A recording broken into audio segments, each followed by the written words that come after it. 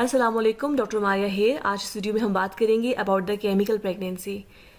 हम जानेंगे कि केमिकल प्रेगनेंसी क्या है, इसकी क्या कॉजेज़ हैं, इसकी क्या अलामात होती हैं, एक हामला खातून को कैसे पता चलेगा कि उसे केमिकल प्रेगनेंसी है और हमें डॉक्टर के पास कब जाना चाहिए।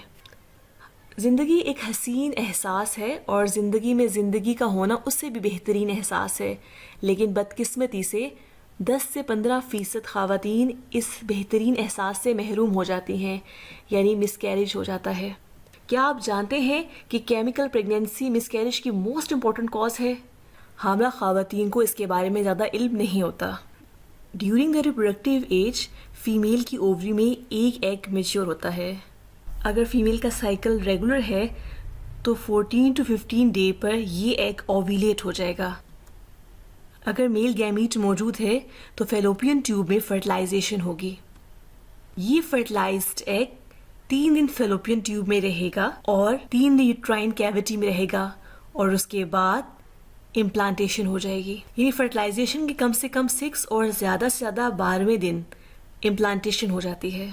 जैसे ही इम्प्लांटेशन होती है तो बेबी के सेल्स बीटा एचसीजी सिक्रीट करना शुरू कर देते हैं, जो सबसे पहले ब्लड में आता है और फिर यूरिन में। सो बीटा एचसीजी ब्लड में डिटेक्ट होगा कम से कम 6 दिन में आफ्टर द फर्टिलाइजेशन और ज़्यादा से ज़्यादा 12 दिन में। अगर कोई फीमेल अपने साइकिल ट्रेस कर रही हैं तो फर्टिलाइजेशन के 6 to 12 स्टेज के अंदर अंदर बीटा एचसीजी डिटेक्ट किया जा सकता है, ब्लड के थ्रू भी और यूरिन के थ्रू भी।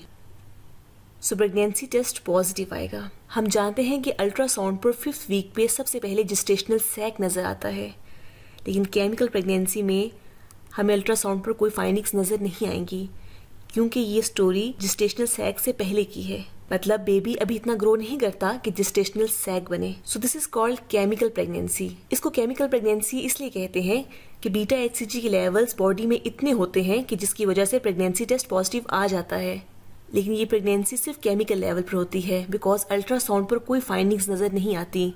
उससे पहले ही मिसकैरेज हो जाता है, जिसे बायोकेमिकल प्रेगनेंसी लॉस कहते हैं। Chemical pregnancy is the most common cause of miscarriages. जितने भी मिसकैरेजेस होते हैं उसकी 50 to 75% कॉज केमिकल प्रेगनेंसी है। मिसकैरेज किसी भी लेवल पर हो और किसी वजह से ही क्यों ना हो, ये बहुत इमोशनल एक्सपीरियंस है, लेकिन इंपॉर्टेंट चीज़ क्या है कि केमिकल प्रेगनेंसी में फ़ीमेल का कोई कसूर नहीं होता। जो चीज़ डिफेक्टिव हो नेचर उसे खुद ब खुद एलिमिनेट कर देती है। सो इन अ नटशेल केमिकल प्रेगनेंसी ऐसी प्रेगनेंसी को कहते हैं जो केमिकल लेवल पर हो रही होती है। मीन आप बीटा एचसीजी के लेवल को डिटेक्ट कर सकते हैं ब्लड और यूरिन के थ्रू, लेकिन ये प्रेगनेंसी जेस्टेशनल सैक की फॉर्मेशन से पहले तक होती है। मीन इसमें जेस्टेशनल सैक की फॉर्मेशन नहीं होगी, उससे पहले ही मिसकैरेज हो जाएगा। सो केमिकल प्रेगनेंसी में अगर कोई फीमेल घर में यूरिन प्रेगनेंसी टेस्ट करती हैं और वो प्रेगनेंसी टेस्ट पॉजिटिव आता है और उसके बाद डेट पर या डेट के फ़ौरन बाद ब्लीडिंग स्टार्ट हो जाती है, सो मोस्ट कॉमन कॉज इसका केमिकल प्रेगनेंसी होगा। अगर ऐसी फीमेल डॉक्टर के पास जाती हैं और ब्लड टेस्ट करवाती हैं तो डॉक्टर ब्लड में बीटा एचसीजी के लेवल नोट करेंगे, क्योंकि केमिकल प्रेगनेंसी में ब्लीडिंग होने के साथ ही बीटा एचसीजी लेवल एकदम से ड्रॉप कर जाता है। लेकिन जब भी ब्लीडिंग हो ज़रूरी नहीं कि ये केमिकल प्रेगनेंसी है। ये हो सकता है कि यूपीटी टेस्ट जब घर में पॉजिटिव आया, जब आपने प्रेगनेंसी टेस्ट घर में किया और वो पॉजिटिव आया, तो उसके बाद अगर ब्लीडिंग हो रही है तो हो सकता है ये इम्प्लांटेशन ब्लीडिंग हो रही हो। इसके अलावा अगर घर में आप यूरिन प्रेगनेंसी टेस्ट करते हैं और वो पॉजिटिव आता है और बाद में ब्लीडिंग स्टार्ट हो जाती है, तो हो सकता है ये फॉल्स पॉजिटिव रिजल्ट हो, कि वो जो टेस्ट है वो ही गलत हो, लेकिन इसके चांसेस बहुत कम होते हैं।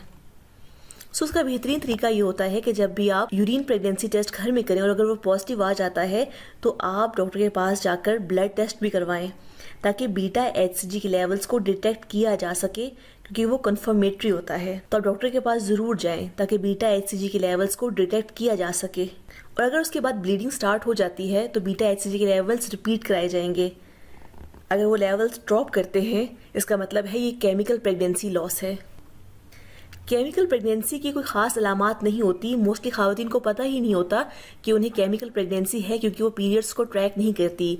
उन्हीं फीमेल्स को पता चलता है जो पहले घर में प्रेगनेंसी टेस्ट करती हैं और फिर डॉक्टर के पास जाकर ब्लड टेस्ट करवाती हैं और उसको प्रॉपर ट्रेस करती हैं।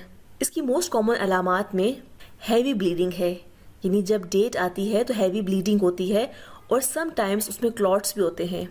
बाज़ ख़वातीन को पतले पेट में दर्द भी होती है, लेकिन ये ऐसी अलामात हैं जो आम पीरियड्स में भी होती हैं। क्योंकि मिसकैरेज इम्प्लांटेशन के फ़ौरन बाद हो रहा है तो बीटा एचसीजी का लेवल ब्लड में इतना नहीं होता कि वो प्रेगनेंसी रिलेटेड सिम्टम्स कॉज कर सके, यानी नोज़िया और वॉमिटिंग जैसे सिम्टम्स इसमें नहीं होते।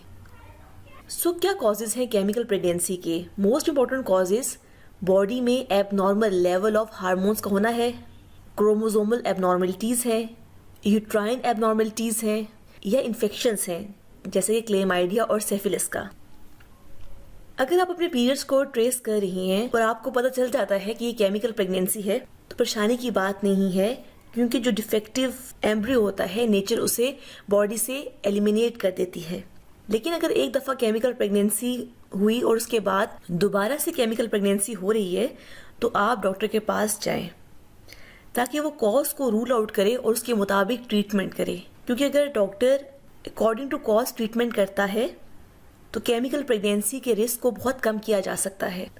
मुझे उम्मीद है कि मेरी ये वीडियो आपके लिए इन्फॉर्मेटिव होगी।